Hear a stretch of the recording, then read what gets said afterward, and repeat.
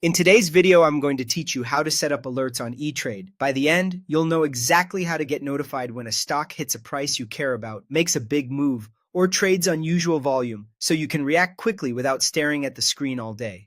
First, log into ETrade, either on the website or in the mobile app. Use your usual credentials and make sure you're on a secure connection.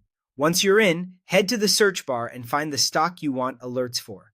You can type the company name or its ticker symbol, like AAPL or TSLA.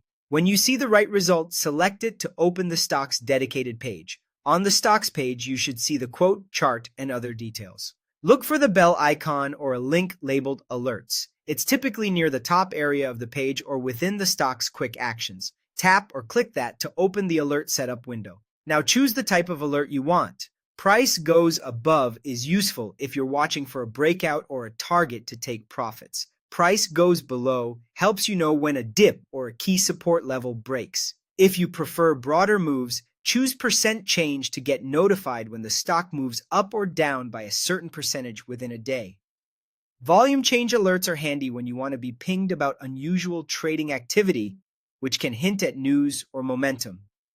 Next, enter your trigger. For a price alert, type your target number. For example, set an alert if TSLA drops below 250 so you can evaluate a buy the dip plan. For percent or volume alerts, enter the percentage or volume threshold that matters to you.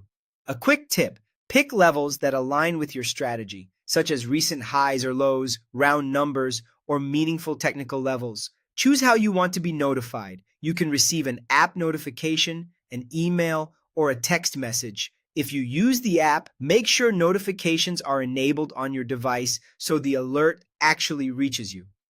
Email works well if you prefer a paper trail, and text is great for instant visibility when you're away from your computer.